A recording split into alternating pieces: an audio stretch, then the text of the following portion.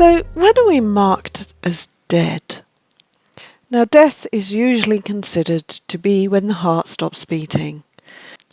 However, interestingly, it has now been thought that the biological death doesn't occur until the brain ceases to function. And this can be a little time after the heart stops. We have all heard and read of the news of the parents fighting to keep their children on ventilators, but they have been determined as brain dead. This is now believed to be true death. The body is still alive, but the brain is dead or dying. So, why was this all brought into question? Well, too many people have recalled their deaths when resuscitated. Now, during a natural death, scientists say something amazing and mysterious is taking place within your brain during those final moments of consciousness. Our brain is actually really amazing. It is the hub or the control room of ourselves. It is the cockpit of our bodies. Much of what our brain does goes unnoticed. But as our brains are programmed to help us strive and survive, they are also programmed to actually help us to die. A study by neuroscientists has revealed rhythmic brainwave patterns around death that resembles those during dreaming or memory recall and meditation. Now, we've heard people say, "Oh, my life flashed before my eyes," when they've had a near miss or fall. Now, this could actually be true. Now, when we are in a dangerous situation, our brain literally within seconds goes through files of memory. Now, some scientists believe it is trying to find a situation that is similar so it can use the same technique to save ourselves. This is obviously debatable. I don't know. It's just what the scientists have said. Some scientists may disagree. However, on our deathbed, you can relive your entire life in the space of seconds. Ever heard of people saying before they die hello to a loved one that has passed before them? This is a memory projection. The brain is actually programmed to make a natural death as easy and relaxing as possible. And this process is known as life recall. Your brain is programmed to die.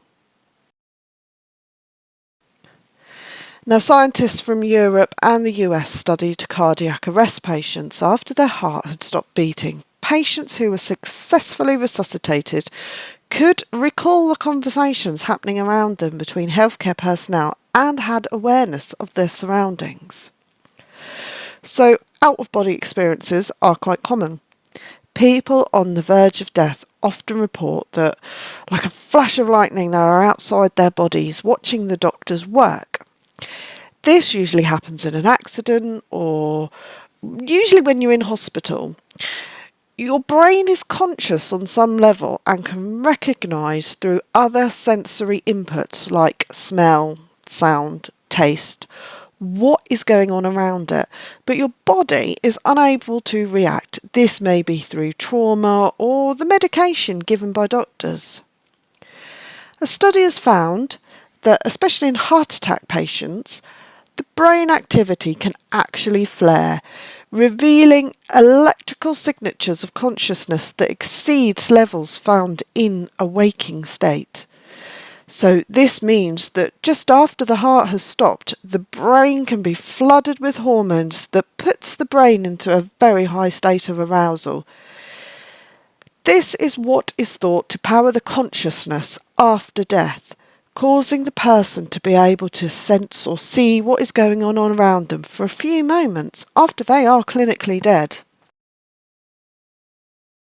Now, these scientists also study the brain. Now, they've managed to study the brain through the dying process, and they have found some suggestions that the brain remains active and coordinated during and even after death.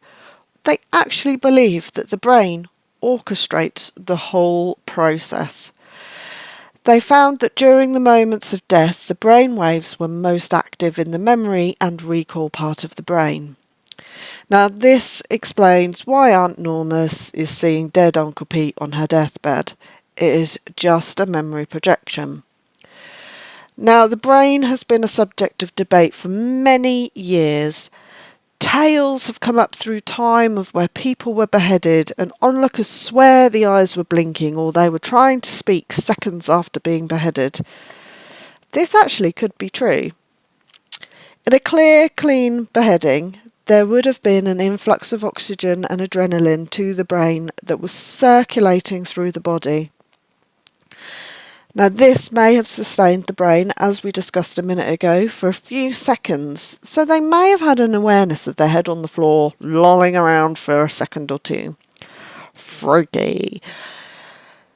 Now, many years ago this is, so don't jump on me for this, but they did actually test animals, and they did actually decapitate them. And it was found in the brain of these animals, they were still fairly active up to 15 seconds after decapitation, and it was then that all brainwaves ceased.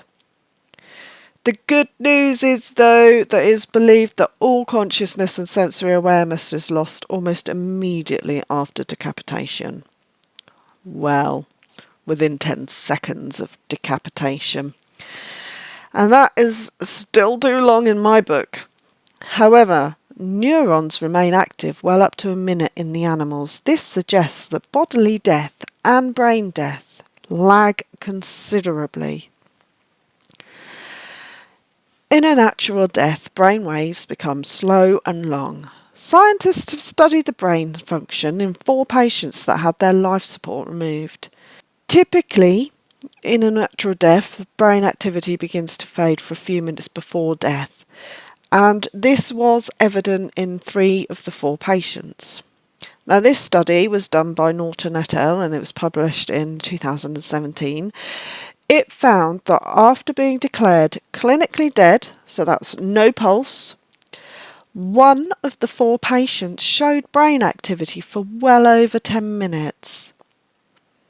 Similar brainwaves were observed in this patient during a deep sleep. Now, compared to the slow death waves seen in previous studies, this is what some people experience leading up to their death. However, I do have to clarify, we are talking brain waves and neurons working. This does not mean that all people are still conscious after the death. But this does explain why people can be revived after their heart has stopped working.